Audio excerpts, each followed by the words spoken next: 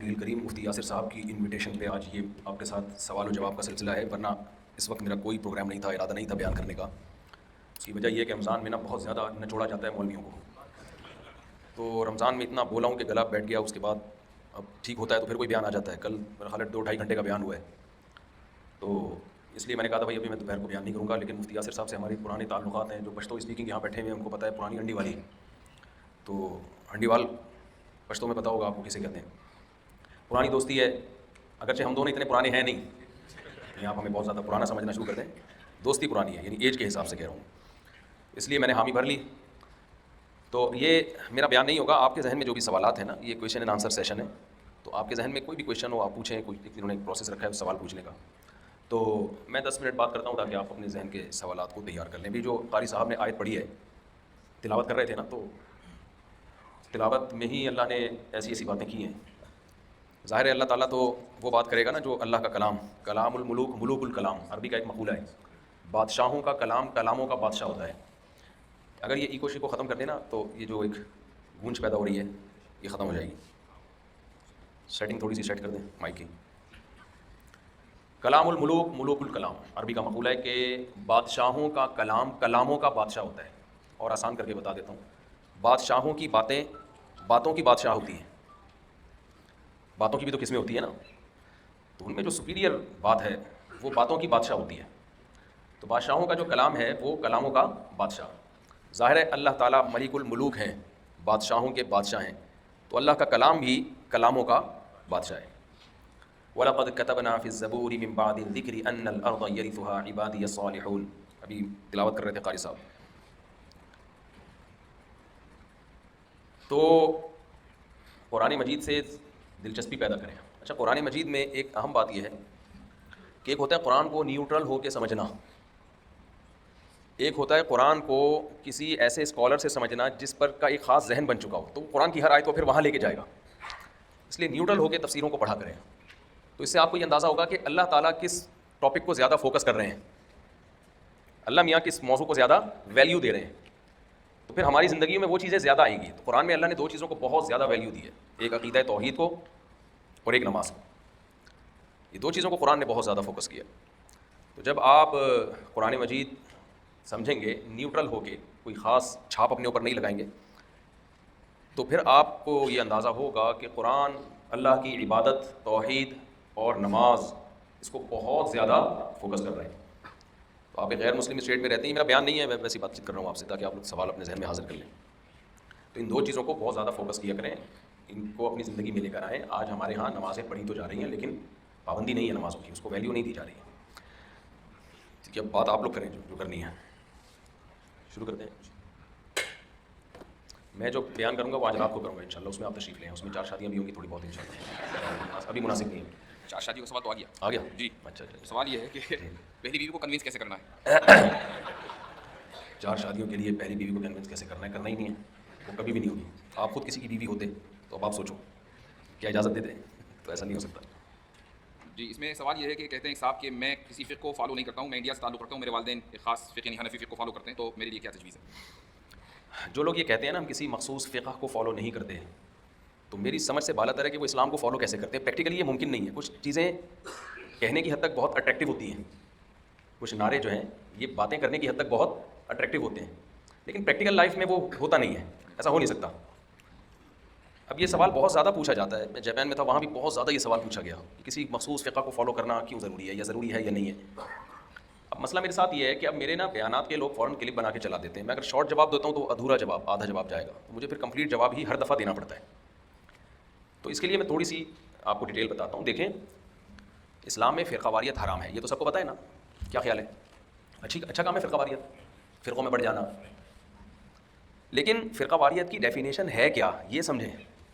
بعض چیزیں فرقہ واریت نہیں ہوتی لہذا وہ بری بھی نہیں ہوتی۔ بری چیز فرقہ واریت ہے نا۔ آپ لوگ تو مجھے لگ رہا ہے روزہ رکھ کے آئے، پولیس بلانی پڑے گی تو کچھ کوئی چہرے کے ایکسپریشن سے پتہ تو چلے۔ فرقہ واریت بری چیز ہے یا اچھی چیز ہے؟ بری چیز ہے۔ تو جہاں فرقہ واریت ہوگی وہ برا عمل ہوگا، لیکن کچھ چیزیں فرقہ واریت ہیں نہیں۔ تو ہوتا یہ ہے کہ جب کسی کو نیا فرقہ بنانا ہوتا ہے نا، نیا فرقہ جو کہ غلط کام ہے، تو وہ کیا کرتا ہے کہ کچھ چیزیں جو فرقے نہیں ہیں ان کو وہ فرقوں کا لقب دے کے برا بھلا قرار دینا شروع کر دیتے. میں اس کی مثال دوں, ہر چیز مثال سے سمجھ میں آتی ہے. یہاں تو دودھ کی دکانیں, دہی کی دکانیں نہیں ہوتی ہمارے یہاں. تو نے دودھ بولا ہے کہ دہی, ابھی ہمارے محلے میں واقعہ ہوا, وہ بندہ دہی مانگ رہا تھا, اس نے دودھ پکڑا دیا. ایسے واقعات الحمدللہ ہوتے رہتے ہیں. تو پھر اس کو کہا تھا تو نے دودھ بولا تھا کہ دہی, تو اس کا اسٹائل ایسا تھا مجھے ذہن میں بیٹھ گیا. تو اس نے کہا دودھ بولا تھا, تو کہہ رہا دودھ بولا تھا. آخر میں جواب میں یہ کہتا. تو آپ نے کسی بھی شاپ پہ بہت زیادہ رش دیکھا کہ لوگ بہت آ رہے ہیں شاپ پہ, وہ دودھ کی دکان ہے, یہ لسی کی دکان ہے, بہت بک رہی ہے. ایک شخص کو اپنی نئی دکان کھولنی ہے, اب اس کو پہلے والی دکان بند کرانی پڑے گی. تو اب وہ یہ تو کہہ نہیں سکتا کہ دودھ کی خرید و فروخت حرام ہے. وہ کیا کہے گا کہ بھائی کرپشن کیا ہے, حرام ہے. ملاوٹ کیا ہے, حرام ہے. دیکھو ملاوٹ حرام ہے تو اس سے دودھ خریدنا حرام ہے.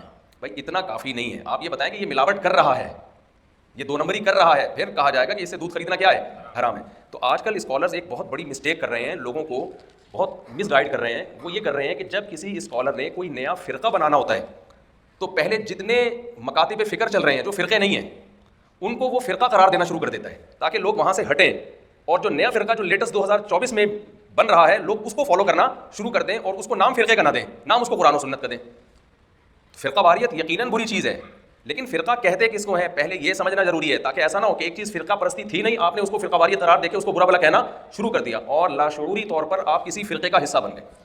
یہ سمجھ میں آیا. اب میں آپ سے بتاتا ہوں. دیکھیے نبی صلی اللہ علیہ وسلم کے دور میں آپ صلی اللہ علیہ وسلم سے جب بھی کسی صحابی نے کوئی مسئلہ پوچھنا ہوتا تو ڈائریکٹ کس سے پوچھتا, وہ نبی صلی اللہ علیہ وسلم سے. تو وہاں تو کوئی مسئلہ کوئی تھا ہی نہیں نا, کوئی رائے کا اختلاف. اس کے باوجود نبی صلی اللہ علیہ وسلم کے دور میں بھی نبی کی بات کو سمجھنے میں, نبی کی موجودگی میں بھی اختلاف ہوا ہے.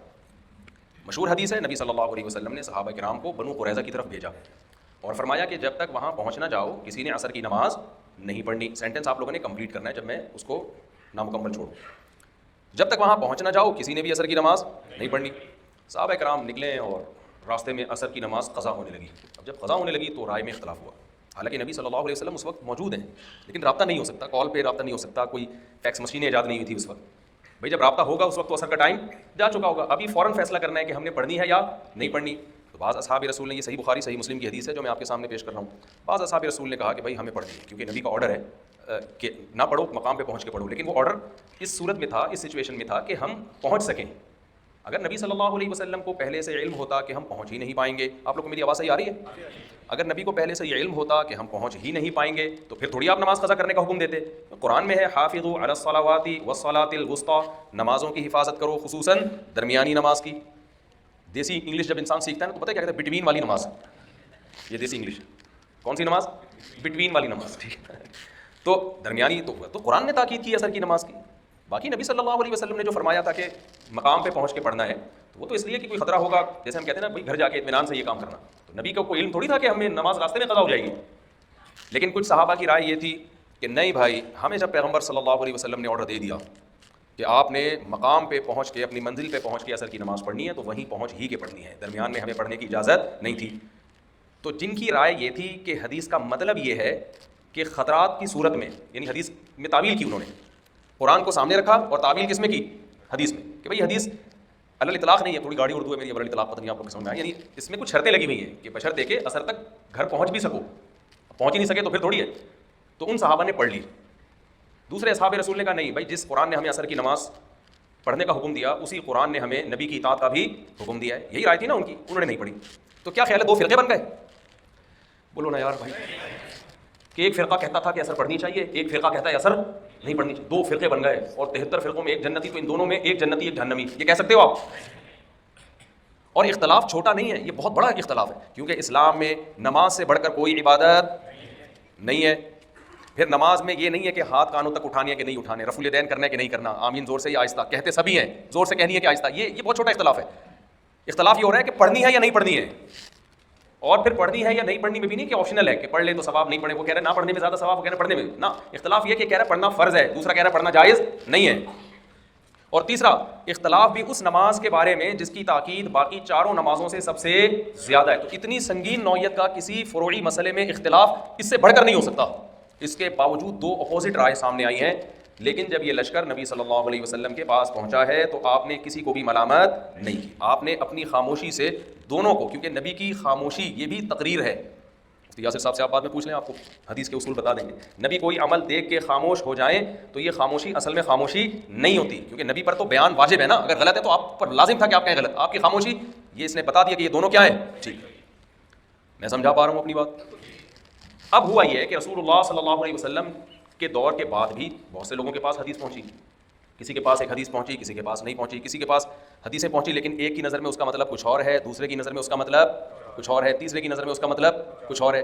تو صحابہ اور تابعین کے ابتدائی دور تک یہ سیٹ اپ اسی طرح چلتا رہا, لیکن اس میں جس کو جس مفتی پہ اعتماد ہوتا وہ اس سے مسئلہ جا کے پوچھ لیتا. اہل کوفہ عبداللہ بن مسعود سے مسئلے پوچھا کرتے تھے, اہل مکہ عبداللہ بن عباس رضی اللہ عنہ سے پوچھا کرتے تھے. تو اس طرح سے سیٹ اپ چلتے چلتے پھر ہوا یہ کہ آپ کو معلوم ہے کہ جب کام پھیلتا ہے نا تو اس کو آرگنائز کرنا پڑتا ہے, اس کو ایسے بے لگام چھوڑا نہیں جاتا. تین چیزیں ہیں نا, قرآن ہے, حدیث ہے, اور قرآن اور حدیث سے جو اسلامی احکام نکالے گئے ہیں جس کو فقہ کہا جاتا ہے. ان تین چیزوں کا مجموعہ اسلام ہے. غلط بات تو نہیں کہ میں نے اب تک بھائی تین چیزیں ہیں نا, قرآن, حدیث, اور قرآن اور حدیث سے جو حلال و حرام کا جو یعنی جو آرڈرز ہیں قرآن میں, یہ جائز ہے, یہ ناجائز ہے, اس کو کیا, اس کے لیے ٹرم ایجاد ہوئی ہے, اس کو کیا کہا جاتا ہے, فقہ. تو یہ تین چیزیں کیا کہلاتی ہیں, اسلام تو ان تین چیزوں کا مجموعہ ہے نا. تو اب ہوا یہ کہ قرآن کو بھی مرتب کیا گیا, حدیث کو بھی مرتب کیا گیا, فقہ کو بھی مرتب کیا گیا. اب حیرانگی اس پر ہوتی ہے کہ قرآن بھی نبی کے دور میں مرتب نہیں تھا, اس پر کسی کو اشکال نہیں ہوتا, اور کوئی یہ نہیں کہتا کہ ہم وہ والا قرآن پڑھیں گے جو نبی کے دور میں تھا. یہ جو عثمانی ہے, مصحف عثمانی, یہ والا نہیں پڑھنا ہم نے, کیونکہ یہ تو عثمان نے مرتب کیا ہے. حدیث کے بارے میں کوئی یہ نہیں کہتا کہ ہم وہ والی حدیثیں لیں گے جو نبی کے دور میں تھیں. امام بخاری تو بہت بعد میں آئے ہیں, انہوں نے جو مدون کی ہیں, بخاری کی حدیثیں ہم نہیں پڑھیں گے, تو وہ پڑھیں گے جو نبی کی ہیں. لیکن جہاں فقہ کی بات آتی ہے تو بھائی فقہ بھی تو مدون ہوا ہے تابعین, تبع تابعین کے دور میں, اسلامی حکام بھی تو ریٹن فارم میں لائے گئے ہیں, تو اس کو فالو کرو. کہتے ہیں نہیں, یہ تو نبی کے دور کے گزرنے کے بعد کوئی تیسری صدی میں, کوئی چوتھی صدی میں اس کو مرتب کیا گیا ہے, لہٰذا ہم اس کو فالو نہیں کرتے. تو یہ عجیب سی بات ہے یا نہیں؟ اب میں بتاتا ہوں قرآن میں کیا ہوا. نبی صلی اللہ علیہ وسلم کے دور میں قرآن اس ترتیب پہ نہیں تھا جس ترتیب پہ آج ہم قرآن مجید کی تلاوت کرتے ہیں. یہ ترتیب ہے حضرت عثمان کی بنائی ہوئی. حضرت عثمان کے دور تک ایسا ہوتا تھا کہ سب کے پاس اپنے اپنے قرآن تھے, جس کو پشتو میں کہتے ہیں اخبل قرآن. نبی کے دور میں کسی نے بھی کوئی مصحف تیار کیا, کسی میں سورہ آل عمران پہلے آ رہی ہے تو سورہ مائدہ بعد میں آ رہی ہے, کسی میں سورہ مائدہ پہلے آ رہی ہے, کسی میں بعد میں آ رہی ہے, کسی میں تو کوئی صورتیں ہے ہی نہیں. ان کو زبانی یاد ہے, انہوں نے کہا لکھنے کی ضرورت ہے ہی نہیں. جیسے عبداللہ بن مسعود رضی اللہ تعالیٰ عنہ کوفہ میں تھے, ان کے پاس جو قرآن تھا اس میں سورہ فلق اور سورہ ناس لکھی بھی نہیں تھی. انہوں نے کہا تو بچوں کو یاد ہوتی ہے, اس کو لکھنے کی کیا ضرورت ہے, اور کہا جاتا ہے سورہ فاتحہ بھی نہیں تھی اس میں. اب اگر اسی طرح سیٹ اپ چلتا رہتا نا تو بعد میں امت میں تلواریں چلتی ہیں. کیا خیال ہے بھائی؟ شروع میں تو یہ سیٹ اپ چلتا رہا بھائی سب. تو ہوا یہ کہ آذربائیجان جب فتح ہوا نا, رشیا کی جو ریاستیں تھیں, آزاد ریاستیں, آذربائیجان, حضرت حذیفہ بن یمان رضی اللہ تعالیٰ عنہ نے دیکھا کہ لوگوں میں قرآن مجید میں اختلاف پیدا ہونا شروع ہو گیا. ایک کہہ رہا ہے میرا والا قرآن یہ صحیح ہے, دوسرا کہہ رہا ہے میرا والا صحیح ہے, تیسرا کہہ رہا ہے میرا, حالانکہ سارے صحیح تھے, ترتیب کسی کی ادھر کسی کی ادھر. تو حضرت حذیفہ بن یمان, حضرت عثمان کا دور خلافت تھا, حضرت حذیفہ نے حضرت عثمان کو خط لکھا کہ حضرت یہ امت اسی طرح اختلاف کا شکار ہوگی جیسے یہود و نصارہ شکار ہو, آپ ان کو ایک قرآن پر جمع کریں, اس کو مرتب کریں, حکومتی سطح پہ اس کی ترتیب ہونی چاہیے, اور آفیشلی پھر وہی پوری دنیا میں رائج ہوگا. اس میں چند صحابہ کو اختلاف بھی ہوا, لیکن حضرت عثمان نے گن پوائنٹ پہ یہ کام کروایا ہے. گنیں نہیں تھی اس دور میں, تلوار پوائنٹ پہ آپ کہہ رہے ہیں, تیر پوائنٹ پہ آپ کہہ رہے ہیں. لوگ اس پہ بھی بنا لیتے ہیں, یہ دیکھو مولوی صاحب جھوٹ بول رہے ہیں, گن تھی نہیں. اب تو کراچی میں تو گن پوائنٹ بھی نہیں, بم پوائنٹ چل رہے ہیں. اب جو ہمارے یہاں کام ہو رہے ہیں وہ کس طرح ہو رہے ہیں, بم پوائنٹ پہ. وہ اکثر میں شعر سناتا ہوں نا, کوئی پتھر سے نہ مارے میرے دیوانے کو. پہلے تو اصل تھا نا گانے میں, پرانے زمانے کے گانے کا شعر ہے, حسن حاضر ہے محبت کی سزا پانے کو, کوئی پتھر سے نہ مارے میرے دیوانے کو. تو کراچی میں اس کو چینج کر دیا گیا ہے. آج کل کی جو محبوبائیں ہیں وہ اتنا لفٹ نہیں کراتی عاشقوں کو, تو وہ کہتی ہیں کہ بھائی کوئی پتھر سے نہ مارے میرے دیوانے کو, بم کا زمانہ ہے اڑا دو سالے کو. ٹھیک ہے نا. تو اب کیا ہوا, حضرت عثمان رضی اللہ تعالیٰ عنہ نے کیا کیا بھائی کہ صحابہ کی جماعت بلا کے یہ جو الحمد سے لے کے والناس تک آج ہم جس ترتیب پہ قرآن پڑھ رہے ہیں اس ترتیب پہ جمع کیا, اور اس کے علاوہ جس کے پاس نسخے تھے سب سے لے کے جلا دیا, آگ لگا دی اس کو. اور اسلامی سلطنت بہت پھیل چکی تھی. کوفہ میں حضرت عبداللہ بن مسعود کے پاس بھی فوجیوں کو بھیجا کہ قرآن دو اپنا. حضرت عبداللہ بن مسعود نے کہا میں کیسے دے دوں, میں نے نبی کے دور میں لکھا ہے, میں نہیں دوں گا, چھپا لیا اس کو. تو پھر وہ حضرت علقمہ اور اسود کا دور جب آیا, حضرت عبداللہ بن مسعود کا انتقال ہوا, پھر جا کے وہ بھی ضبط کر لیا گیا. تو یہ جو پوری دنیا میں قرآن کے نسخوں کو آگ لگا کے جلایا, اور ایک آفیشلی حکومت کی نگرانی میں نسخہ تیار کیا گیا, اور چونکہ اس یہ تیار حضرت عثمان نے کیا تو اس کا نام بھی کیا پڑ گیا, مصحف عثمانی. یہ میں بہت اہم ٹاپک بیان کر رہا ہوں آپ کو ہمیشہ کے لیے فرقہ واریت کے عذاب سے نکالنے کے لیے, تاکہ آپ فرقہ واریت کا مطلب سمجھے. ورنہ یہ جو نئے نئے اسکالر آ رہے ہیں نا, یہ پتہ ہے کیا کر رہے ہیں, منجن پتہ ہے آپ لوگ کو. اب کل میں بیان میں کہتا سچی مچی جھوٹی موٹی, تو کسی نے کہا بھائی یہاں سچی مچی لوگ نہیں سمجھتے کہ سچی مچی کیا ہوتا ہے, تو کیوں نہیں سمجھتے بھائی, اتنا تو سمجھنا چاہیے. تو منجن پتہ ہے, منجن کی اصطلاح پتہ ہے نا, نہیں اچھا یہ کسی کمپنی ہے مجھے لگ رہا ہے, میں نے کہا چلو فائدہ اٹھاؤ. اسی کو کہتے ہیں منجن بیچنا. اب سمجھ میں آ گیا منجن کسے کہتے ہیں. اسی کو کہتے ہیں منجنیت.